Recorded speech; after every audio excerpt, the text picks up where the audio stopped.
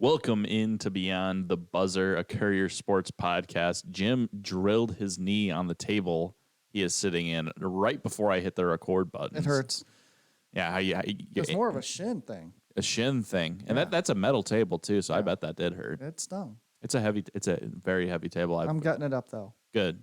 We need you to bring it for the first segment of the show today because we're going right to the meat and potatoes of this weekend, which is girls high school regional wrestling. Super regionals. Super regionals, even. Across the state. I undersold it there a little bit. I just call it regionals. One in Sioux City, one in Cedar Rapids, one up in Mason City, where I and Chris Zoller will be, along with Nate Thompson, the Globe Gazette. We'll be having complete coverage up there, a lot of area teams. Then two down in Des Moines, where Waterloo East is actually in Des Moines at Hy-Vee Hall.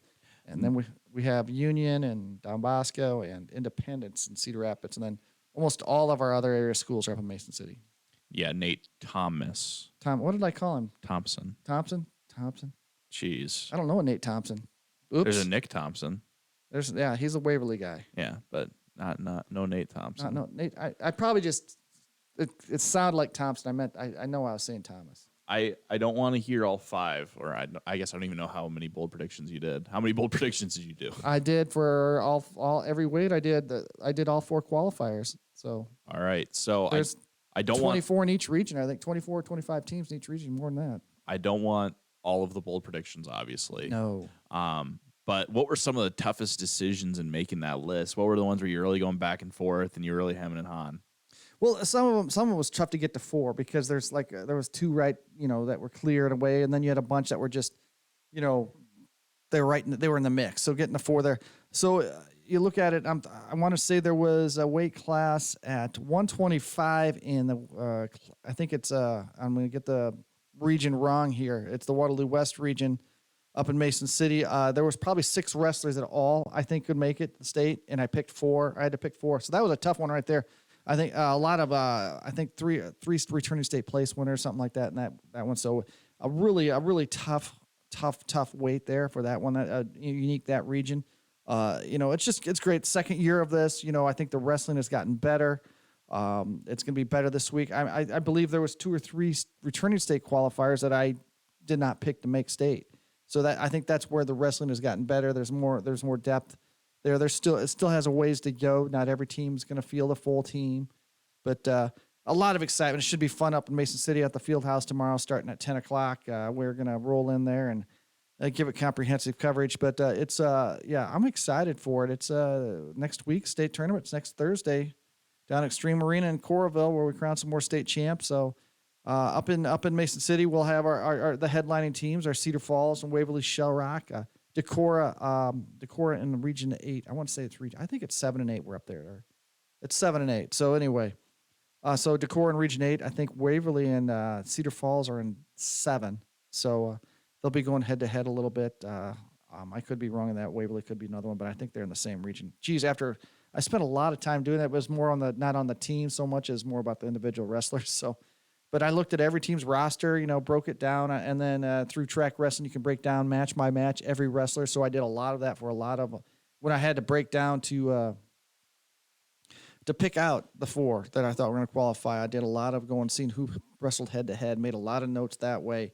And then there's some times where I had 5 names and this girl beat this girl and that girl beat this girl and this girl beat that girl, and it made no sense. So you just had to make 4. You had to pick 4 names. So. You sound like Coach Schwab talking about how he goes about the coaches poll. It takes him 2.5 hours to do his 2 weight classes because you got to look at who beat who, and this guy beat this guy, but this guy lost to this guy, and that sort of thing. Yeah, a lot of. I mean, was it scientific? No, but I spent a good portion of Tuesday night. I think Tuesday it was afternoon. I think it was scientific. You were like wearing a white lab coat over there at your table. Yeah, there's probably smoke coming out of my ears from my the mind spinning so much. But I spent a good portion of my Tuesday night.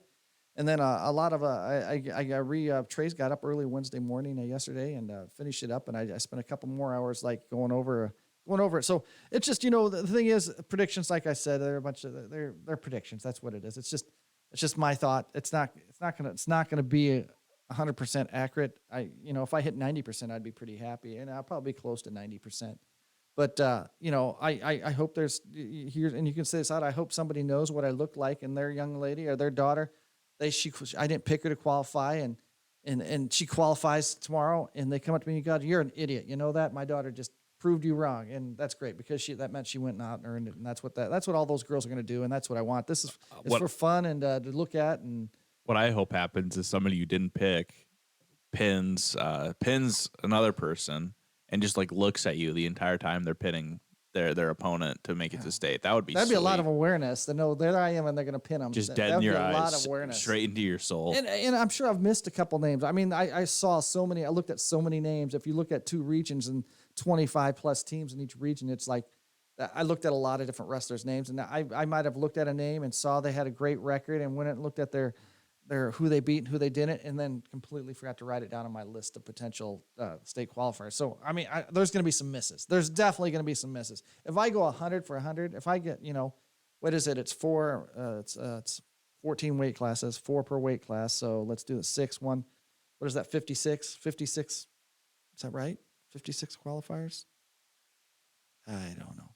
You're so Total. deep. You're so deep in thought that Yeah. you've let the boom arm of your microphone block your face. We can't even see Oh it. shoot! I'm leaning to the. How's this better? That's better. Better. All right. Yeah. So anyway, a lot of girls' names. So it was fun. I had a good time. It also prepares me for some story angles to look at, and I looked at who's a returning state qualifier. I looked at the returning state place winners, and we got some returning state champs up there. So it's it was real fun. It's fun for me. It's a great prep work, and then I went an extra step just to make the prediction. So good luck, girls wrestling still building, still growing in the state of Iowa. It's been fun to be part of it, be at the forefront of it. I've been to a lot of these state tournaments even before they were sanctioned. So it's a good time. Extreme Arena, great venue for it. It's gonna be packed. It was packed last year, so it'll be fun. That day one next Thursday will be fun. Tomorrow it's gonna be a ton of fun, and and some girls there's gonna be some really happy wrestlers tomorrow night. You've mentioned it a couple of times here that you were really focused on picking out individual wrestlers. Let's say I haven't watched a single duel all season or gone to a single tournament all season. Give me 3 wrestlers that I need to keep my eye on if I'm going to be in Mason City tomorrow. Oh, you're going to be in Mason City tomorrow? Okay, so we have some returning champs. You start off with Kira Jamesi at 140 for Waverly Show Rock. She hasn't lost in 2 years. She's committed to Iowa. A very excellent wrestler. A girl out of another defending champ at 170, I believe, is Naomi Simon from Decorah. She hasn't lost in 2 years. And I don't know where she's committed, and I could be wrong. She might be committed to Iowa, too. So there's 2. And then 3, there's another returning champ, and gosh, you're going to stump me on this one. I'm going to be totally stumped up there. There's a couple other names that are going to be up there that are, state finalist. Gable Heeman from Osage is going to be up there. She'll put on a show. Lila Phillips from Mason City, she'll put on a show. She's been in the state finals before. And I am blanking. I'm blanking on the 3rd defending champ that is up in Mason City tomorrow, and it's not going to come to me. It's not going to come to me. Too many names, too many lines. That's why I wrote it down. That's why I wrote about it. I wrote it down so I can check my notes tomorrow. I can confirm that his mind was a wrestling soup yesterday. Basically impossible of any other thought. It was like the SpongeBob episode of SpongeBob where they make the Krusty Krab into a fancy restaurant, and SpongeBob eliminates everything from his mind, including his name, except for being a waiter at a fancy restaurant. That was Jim yesterday. He removed everything from his mind except for girls wrestling, and he was the expert. I don't know. Expert's a pretty strong word. Expert. Knowledgeable, knowledged, educated, Knowledgeable. educated, knowledgeable, educated. Call me educated.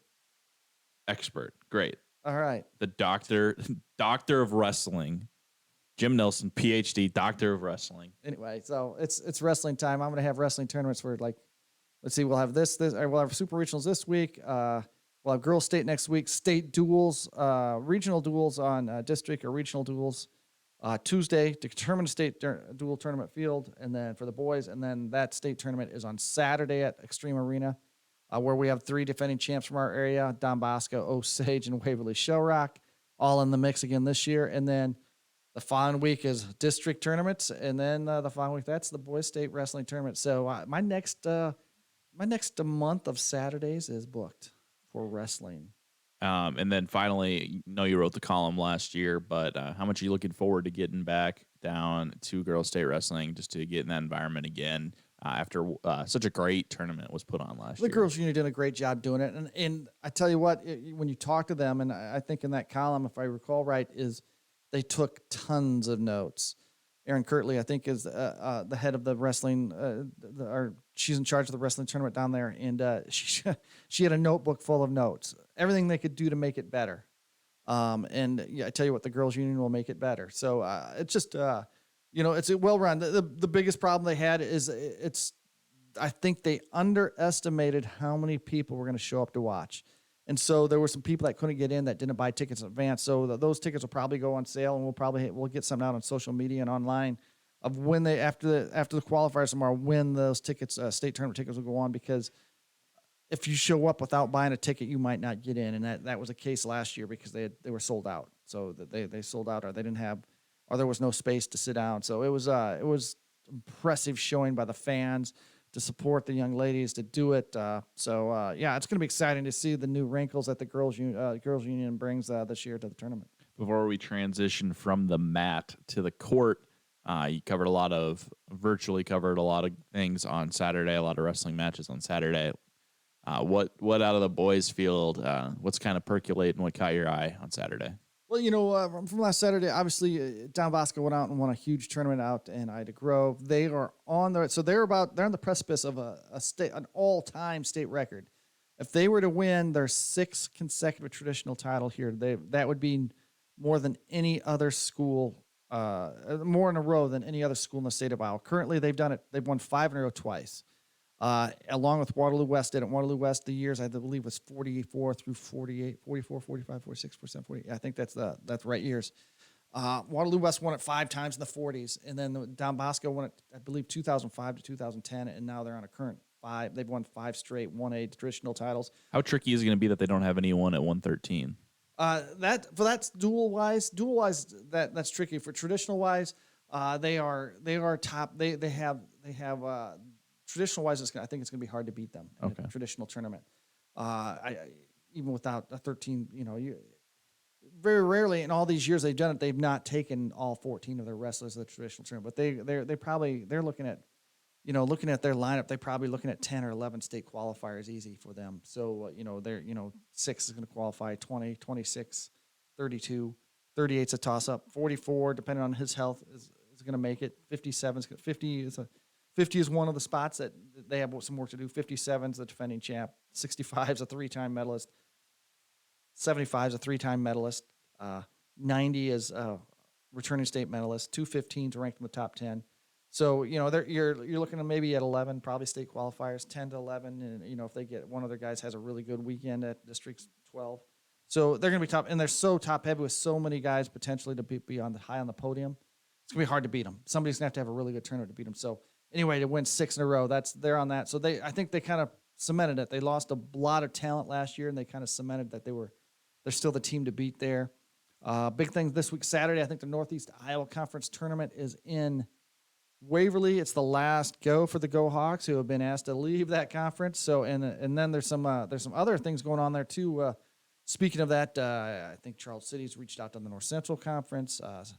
I believe Crestwood is looking to join the Upper Iowa Conference. There's a lot of things in movement there. So the Northeast Iowa Conference could be going by. That's off the top of there. So anyway, that tournament's Saturday. So that one's there. Let's see. I'm thinking down Waverly Shell Rock. They're hosting this week, but they were at the Ed Winger last week. They had an okay performance. That's kind of a mini state tournament down there for 3A. A lot of the best teams were there. The Go Hawks were 4th. Baz Diaz took a loss there to the number 2 guy. He's the defending champ. It was like a 3-1 match. So it was a takedown late to win. So that one's there.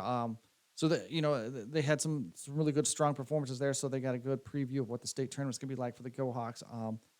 2A, that one's all over. We have a ton of talent. So that's where I want to. Let's circle back to 1A.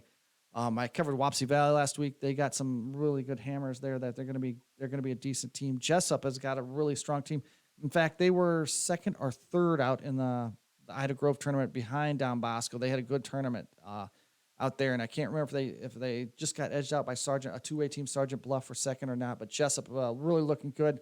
I believe that is where I'm going to go on Tuesday for regional duels to see the Jayhawks perform there, to kind of get a grasp on what their kind of team they've got. So they've got, I know their 6-pounder and 13-pounder are really good. So they got some, and they got some depth up the, and they're from their lineup up as they go through their lineup. So that one's kind of fun. 2A, obviously the team to beat is Osage. They've got 4 potential state champs, maybe 5 there. So they're really good on Osage. So I hope to see that. We'll probably see them at state duels. So I love the fact that state duels are back in front of the state tournament. You got me talking wrestling. Now you're not going to be able to talk again for the No, we're good. So anyway, then I get to see a lot of teams again at the state duel. So in 1A, and again circling back to 1A, Nashville Plainfield's got a super great team, a lot of strong things. So there's a chance that this area in the 1A state dual field, this is where I should have brought my notes in the state dual field. There could be 5 area teams out there: Bosco, Nashville Plainfield, Jessup, Wapsie Valley, all. And I'm missing one there, but they all could make the 1A field, the state tournament field. And then you look at 2A. I'm predicting here area teams: Osage, Independence will have a strong test with Union to go. So we should have 2A teams. Waverly Shellrock, the defending champs there, they are seeded 9th, and they have to go to Marion. It's the first time they've probably had to go on the road for regional duels in a while. So they're going to have to pull off what I don't call a 9-8 an upset, but they're going to have to beat a team that they're not supposed to beat to make the return trip to the 3A state duel. So that's kind of a recap of what that next week the boys are going to be. There's a couple other tournaments around the MVC tournaments there. So Cedar Falls, Waterloo West will be at the MVC championships this weekend. That's hopefully see the Warhawks and the Tigers have some success in that tournament. And then the Trojan, the Iowa Alliance. I want to say that tournament's this weekend too. And off the top of my head, it's escaping my mind. But obviously East has got some really good wrestlers, and Isaac Lomas at 132 return state qualifier, and then the 2 obvious ones, Max McGaina going for his 4th title. And then Damaris Henderson, who has been at the state tournament twice as a qualifier. So they got some guys there and a couple other guys that with potential to make a state tournament run. So a lot of excitement here coming up. Like I said, the next 4 weeks are all booked for wrestling. So I'm pretty excited. This is my time of year, and people know that. And we'll transition right into some college wrestling after that. I got to give the UNI Panthers some love too. I know we've already did our Panther Extra. But as soon as in between all this high school wrestling, I still have to give some of my college love to the UNI Panthers. So I got to get out there and see them too. You brought up Osage when you were talking about high school wrestling. Anders Kittleson, you did a story on him earlier. Not many people missed. I saw the analytics for that one. Not a lot of people missed that story, but if they did, give us a little rundown on why they might want to go back and give that one a look. Well, obviously, the big thing is he picked up his 150th career win this week. So he's a 3-time medalist. He's been on the precipice of winning a state title. He's number one he was at number one at 150, and he's dropped down to 144. And he mentioned that in my article. He talked about how he was toying that because he thought he could get leaner, and he felt he still could do it, and he could do it pretty easily, and he did. So he's gonna be a tough cookie at 144. He's committed to the Air Force Academy, where he'll go out and he'll go to their Arizona Air Force prep school for a year.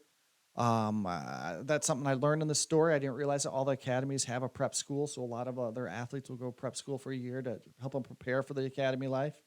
And other candidates will go to the prep school too to get them prepared for academy life. So he'll go out there, and then So anyway, just a really good kid. A fun story there is his sister, when I was working at Wartburg College, was a student intern for me at Wartburg College.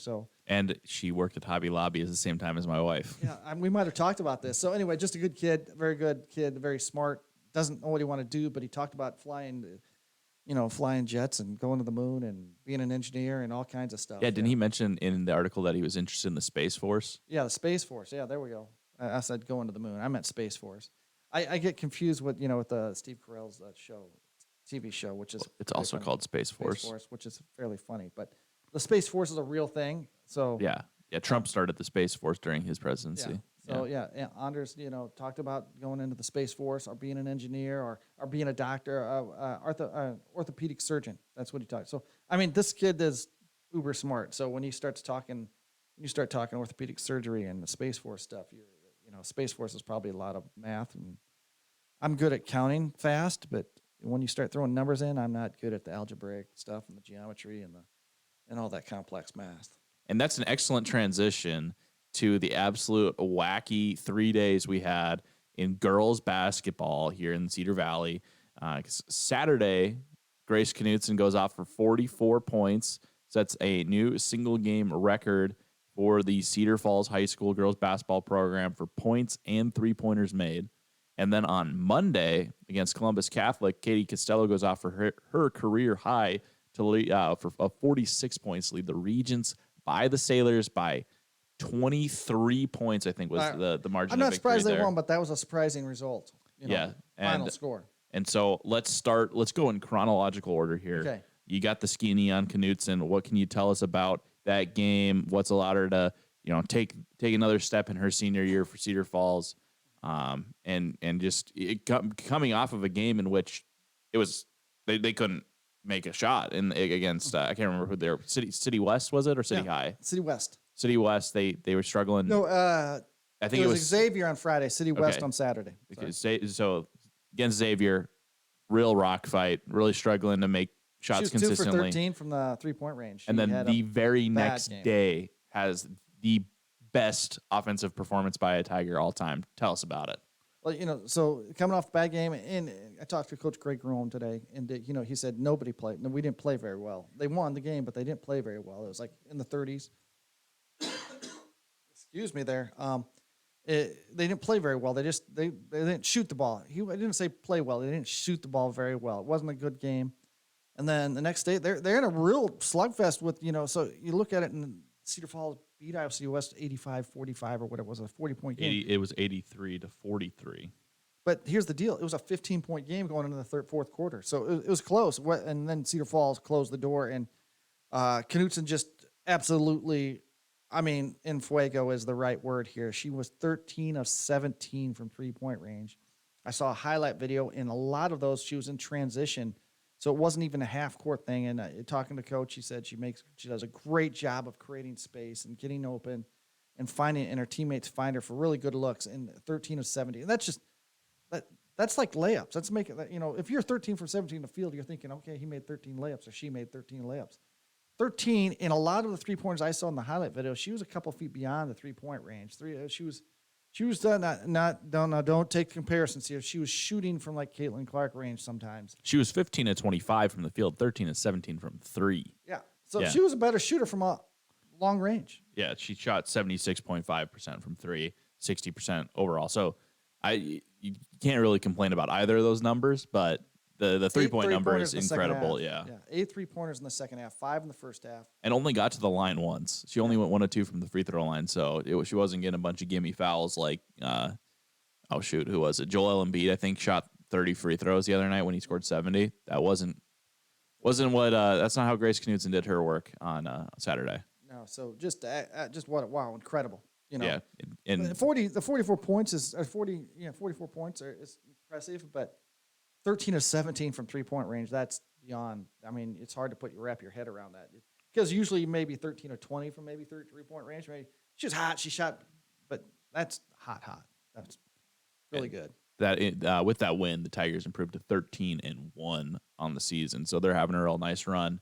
Definitely motivated by the regional final loss last year. That was a very emotional loss, and they're looking to kind of set things straight, get to the state tournament, and have a nice little run down there as well. And then we'll go ahead and move into Monday night. Fortunately, we were both at that game, so we both got a marvel at the game that Katie Costello had. She scores 9 points in the first quarter and then scores the first 9 points of the second quarter by herself. As the Regents were losing, I think it was 17-15 at the end of the first quarter, and then in the blink of an eye, they're up by 9 with an 11-0 run. The first 9 from Katie Costello. What can you say? What was the biggest thing that struck you about what she was able to put together? She's at 21 points at halftime, so we kind of had a good idea that this was a special game already at the half. What were your thoughts? She did it all over, rebounding and putting back, driving and putting scoring. She hit a couple, 2 or 3 threes in the second half. She did it. She made a bunch of free throws. Taking it to the hole, getting fouled, taking to the basket. And getting fouled. So she was doing it in all kinds of different ways. It wasn't just one thing that she did. She contributed everywhere, and Waterloo Christian played a phenomenal game. Her teammates found her too, and that was a big deal. So. Waterloo Christian, they're going to be a dangerous 1A team. I'm not predicting how far they're going to make a run, but whoever they got to play is going to get a game. They're going to get a really good game in the postseason. So that they got if when you put Katie Costello, Regan Wheeler, and Natalie Witt together, that 3 triumphant right there, they have 3 pretty good players that that I think they shined in that game against Columbus, and that was the difference in the game. Those 3 all had really good games. Absolutely. Witt was second on the team with 15. She went 3 of 10 from 3, and Reagan Wheeler added 11. Wheeler also grabbing 11 boards and 11 steals. It was a triple-double performance for Reagan Wheeler. She had 11 steals? According to the bounce stats, yes. That's a lot of steals. Costello went for a double-double. She had 10 rebounds in addition to her 46 points. Also got 5 steals, so she was right there. I would have called that triple-double watch, too. Five steals is a lot of steals already, but so really incredible game. And when I asked Katie, I was like, is that your career high? She's like, yeah, I've never scored that many points. But she seemed to be almost in awe. I did a little look. She's over 1,200 career points, but she's having a phenomenal career at Waterloo Christian. Yep. She, returning All-Metro honoree, correct? Yeah. Yep. So I'll be at a Waterloo Christian girls game next Tuesday as they take on Riceville. They host Riceville over at Walnut Ridge Baptist. That's Riceville's number 1. No, they're top 5. Okay. But they took a loss recently. That's right, yeah. But they're probably still going to be top 10, I would say. Yeah, lost to Dunkerton, but Waterloo Christian also lost to Dunkerton. So the Dunkerton girls are doing some good things. And Riceville has beaten Waterloo Christian once, I think. Yeah, it was a 7-point game. It was 38-31, if your notes are correct. Yes. Mm-hmm. So that'll be a big game on Tuesday. And we'll wrap up the show. I'm just going to let you guys know about 3. Obviously, the big wrestling stuff that's happening this weekend because we talked about it. But I also wanted to just give, if you're looking to go to a big high school game this weekend, in the Metro, we got Columbus, Waterloo East, boys basketball on Saturday. That game is at 7:45. And then Cedar Falls has a big boys basketball game as well. They are taking on City West, I believe. Yes, number 2 City West taking on number 8 Cedar Falls. That one's not in the Metro, but if you're in Iowa City, that'd be a good game to go to. It'd be a good game to go to, yeah. And then Waterloo Christian is playing at Waterloo West, I believe. No, they're hosting Waterloo West. Is it? Yeah. Yes, it's at Walnut Ridge. So that's at 6:30 on Saturday. Those 2 teams don't play. No, that's a 1A 5A. You don't see that happen very often. I'm gonna check Bound real quick to see when was the last time they played, if ever. And I don't think they have. They have never played. Maybe a lower division game, a JV or a freshman game, but I don't think it looks like it's a home and home schedule. It's a home and home agreement because they have a game scheduled already in 2025. But that'll be the first meeting since Bound has kept a record of those 2 teams. So that'll be a fun one. I know I go to church with a gal on the Waterloo Christian team, and before the season started, she mentioned how excited they were for that game and how they don't even know if they can fit all the Waterloo West people in the gym even. So I think that'll be a big game for Waterloo Christian. Yeah, it will be. All right, that has been Beyond the Buzzer. Be sure to check out Panther Extra as well. I didn't plug Beyond the Buzzer in Panther Extra. That's shame on me. That's bad. But go ahead and check out Panther Extra. That one's also going up today.